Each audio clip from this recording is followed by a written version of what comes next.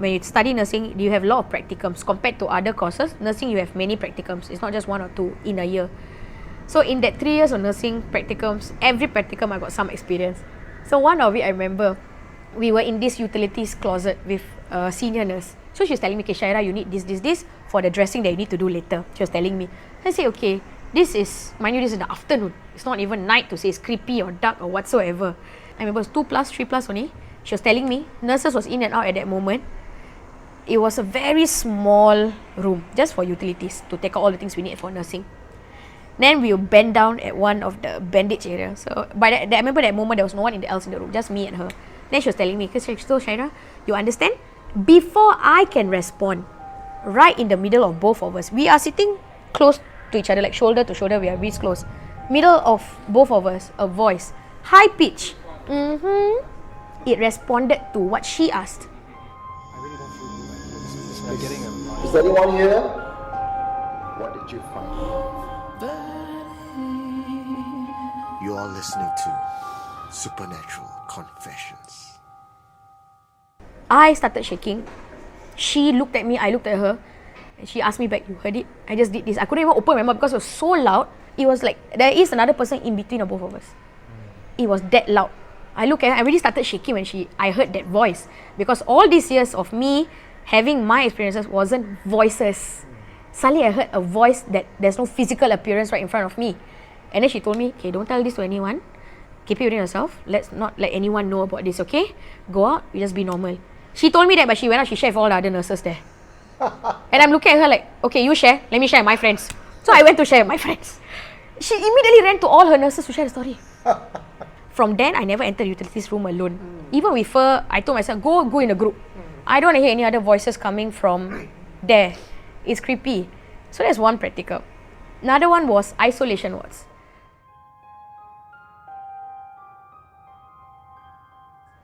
It's exactly how you see in a horror movie. Isolation wards, one ward. That means in a whole big ward, everyone have one individual room, individual bed, toilet and everything. So this isolation ward, I can't share the hospital, which hospital, but this isolation ward, quite old. They didn't revamp much. So I remember being a practicum student, they don't let us do much things. We only get mostly to observe. As much as we can, we try, we do practices. So by night time, around 8+, 9+, we are free, waiting just to go home at 9 o'clock for afternoon shift. So I remember I was standing outside one of the cubicle. That place there, the light is off. This towards the end of the ward. It's off. The call bell rang. But from that empty room. That empty room has no patient. So I remember I looked at the nurse, I was like, I was about to go in because I thought, okay, call bell ring, maybe I need to go switch it or something. The nurse stopped me. Don't go in. I said, but the call bell just rang. Shouldn't I? Then she said, no, Shahira, stop. Come back here. I said, okay. Like, did I do something wrong? Like, she looks angry. So, like, did I do something wrong? Then only we sat down. She sat with us because she don't want us to make the mistake of going into that room. Then she told us a patient passed away there.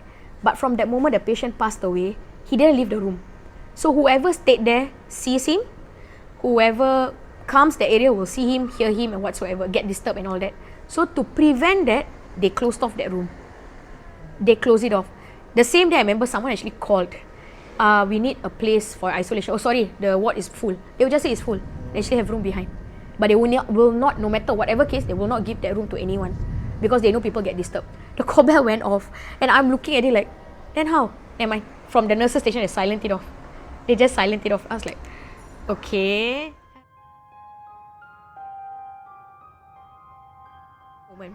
I'm doing dressing for a patient. The nurse is watching in front of me. Okay, Shahira, what's the next step? So I'm doing.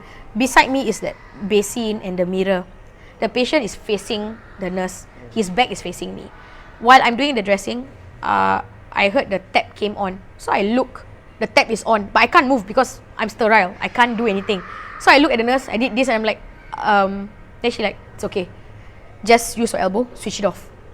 I'm like, that's not the issue. Why did it come on? She don't want to answer me that. She just like doing her thing. Just, no, it's okay. For them, it's like very normal. They see this all the time. But for as a student nurse, this is not normal for us. So I remember I used my elbow, I switched it off. Continue doing again. Pause you there. Could you have accidentally knocked? I'm far away from it. I have to shift from my area to go there and switch it off and come back again. I'm far. So I remember I was like, okay, continue again. Second time it happened again. That point of time I feel like I was going to cry because whatever there is there beside me right now.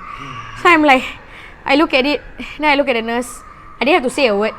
She know I was scared. She saw from my face.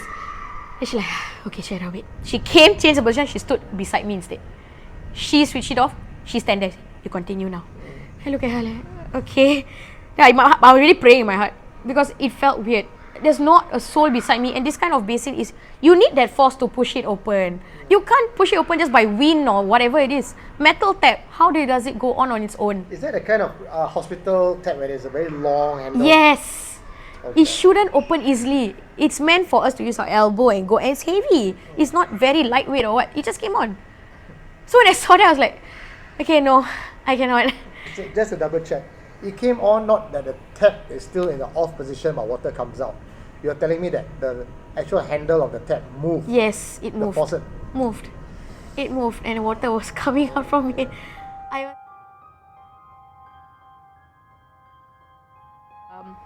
We had to go down to buy our food. There was a basement for staff. Most of the time, if I go for lunch, I will not go alone. I don't want to go. I really don't like the hospital settings, creepy enough. But no choice that day, I had no partner with me. I had to go alone. So I have to take the lift, the same lift where they bring the dead bodies to the mortuary. I didn't take the other lift because that lift is further away from the basement. I have to take this lift. So I took the lift. It's the big mortuary lift, and I always hate taking that lift because it's just so dark. The lift itself is dark. I don't know why they had to make the lift so dark. So I remember I came down just using my phone, coming out the lift, telling myself it's okay, you can do it, you're brave than this, you can do this alone. So when I was about to step up, my head was already up. I just saw a black shadow just zoom across. And I'm standing outside the lift like, no, I need to go eat, I'm hungry. What was it that I just saw? And I'm telling myself, okay, never mind. If there is something there, you just pray, walk, go and buy your lunch. That's it. But if there's a human walking, Shahira, it's nothing, don't worry. Because it's a long pathway. So if it's actual human, you still will see the person walking. If it's not a human, there'll be nothing there. So I told myself, okay, just hope it's a human, just hope it's a human. I turned, there was nothing. And I was like, no, I have to walk this same pathway. I just, all the way, I'm just looking on the floor. I didn't want to look up. But the vibe changed. All the way I was very happy, like, okay, let's go buy food, I'm fine. But the vibe changed after I saw that figure already. I just felt something was just around me. I didn't want to look left or right. To make it worse, I have to pass by the mortuary to go for buying my lunch. You know how you see in horror movies, a long, narrow pathway. At the end is a mortuary. Exactly how it was. I don't get it. Why they have to put like that? When I walk past, I remember I looked and I was like, so scary, okay, so creepy, so dark. Okay, never mind, just go. But that was what I saw from my point of view. I saw that shadows and everything.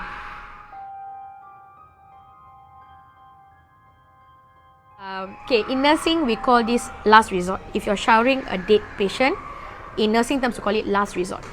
It's a respect we give to the patients who just passed away because we are the one who have to shower them, wipe them up to get them ready to go to the mortuary or wait for the family members to come. You have to talk to them like they're alive. It's a respect we are giving them. So I remember during nursing days in class, I'll ask the teacher, for what? Why do we need to talk? The person dead already, right? Why do we talk? He says, respect lah, Shahira, respect. Just do what you're told, okay? Okay lor, never mind. So right in front of me, I saw a patient passed away. Right in front of me, I saw his life leave his body. Literally, his eyes rolled up, machine went blank. And it happened, I was like, okay, my first time I'm seeing a death in front of me. That same patient, me, my friend, nurses had to shower him. So I remember you were showering him. Then the nurses make sure that no one was outside. Okay, you all like to ask the question, like, why you all must talk to dead bodies, right? Let me give you a real life example in front of you right now. Huh? So we were looking at each other like, okay. Now, I want you to turn the patient towards your side, but you don't say anything. Just try to turn. I said, okay lah. So me and my friend put our hands behind. We try. Cannot lift up. Couldn't even move. So I said, then she looked at me, she smiled. Cannot, right? Cannot move, right? Okay, now, talk to the patient, and the patient is alive. I said, okay. We were both don't get it what she's trying to show. So I'm like, okay, uncle, we're going to turn you to the left, okay? Okay, don't worry, do it very slowly. We were able to turn it very easily. That was the part that we were like, we looking at her, she know we're waiting for answers. This is what we call respect. This is what we meant because the patient is still there. Okay? Remember that. That is one reason why we will teach you guys to do it. Actually, many cases after that I've tried, very true. So they believe in nursing context also that the soul is still there. It's not gone yet. So by you talking, it's going to help you to turn to the side. We couldn't turn. It was so heavy. It was an old uncle in his 80s but big sized. So we couldn't turn him. But the moment we say, uncle, we're going to turn you to your left, okay? Don't worry, it won't be painful. Very slowly, uncle. Turn. Very easy. It was very easy. That's why I realised, wow, there's actually a lot of important context in all this nursing thing that we actually learn. It's not just the theory part. There's a supernatural part of it, the belief. And they are taught to the children also. They are taught to the students there at that moment.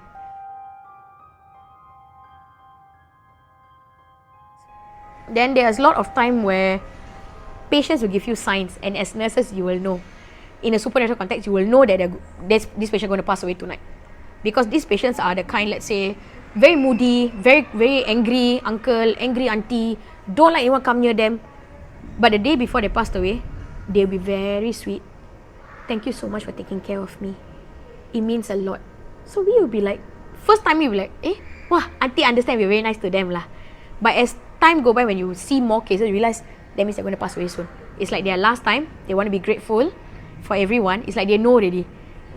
Then the last thing they always will say this is, don't forget to tell my family that I love them, okay? Tell them for me. Because these patients are, most of them, family don't come and visit them anymore. Those cancer patients, long-term stays. Family will come once or twice. That's it. And they will say that sentence always comes out. Don't forget to tell them I love them, okay? And thank you for all of you for taking care. Thank you so much. They'll just come, they will just hug you. And then we will feel touched, we will feel loved. Like, okay, auntie, don't worry, we are here. Next day, they'll pass away. And I'll be like, huh? But the day before, they are perfectly fine. They're not to say like frail or on oxygen or whatsoever. Nothing of that sort. They're actually normal, they're walking around. Somehow or another, they have a sense that they're going to go. They're just going to go.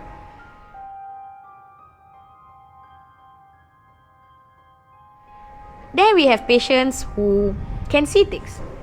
And they just share to us in the most creepiest way. Those patients by the window side. Those patients by the window. Missy, you close the window cannot? I say, why, uncle? Got white thing flying outside. And we'll be like, oh, uncle. You just to our face. It's flying from just now. We keep saying, flying left and right, flying left and right. And we like, okay, uncle. And these uncles will share this at what time of the day? 2 a.m., 3 a.m., 4 a.m. in the morning. Only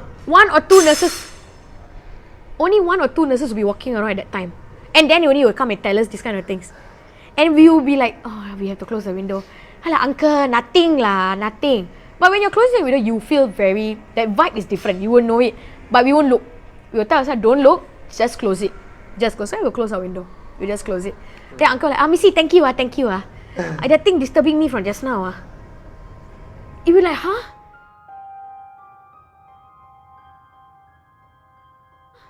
When I stayed at hospital, which one is it? No, okay, no. When I scratched my eye. So I was in the hospital for 5 days. The curtain, I don't like the curtains being open because I don't want to see other patients and I just want to be in my own confined space. Curtains will be closed.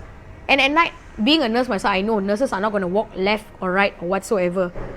The curtains will be closed. I won't sleep because I'll be playing my phone or doing something, just keep myself occupied until I'm tired. I remember I was playing my phone. Then I remember I just look up, that kind of clear translucent curtain that you can see someone's outside. I remember I saw a person walking. So I was like, who coming at this time? This time I remember it was 11 p.m. Past visiting hours. It's really night shift for the nurses really. Past visiting hours. Anyway, I saw a person walking.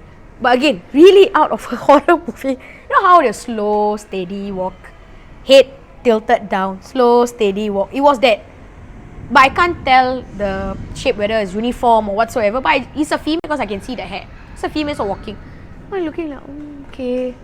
I just still looking. I didn't want to move my gaze away. Then, because after the curtain, you can't see already. So it went off. Next thing I see the thing walking again. Huh? But I don't hear footsteps. So the second time that thing walked and I didn't hear the footsteps, I was like, Shahira, close your eyes and sleep. Just close your eyes and sleep. Because the first time it didn't cross my mind, I should hear footsteps. Anyone walking, because the ground of a hospital, you will hear. Slipper, shoe, whatsoever, you can hear when a person is walking. Unless they're sliding across. But you can hear. So the second time when that figure I saw again, and I realized it was so silent, then I told myself, okay, no. Close your eyes and go to bed. That's it. Just close your eyes, pray and go to bed. I always will bring something prayer related to a hospital if I'm staying there because I'm scared. I'm very scared. This is something my mother and my husband will say. You are always attracting things around you.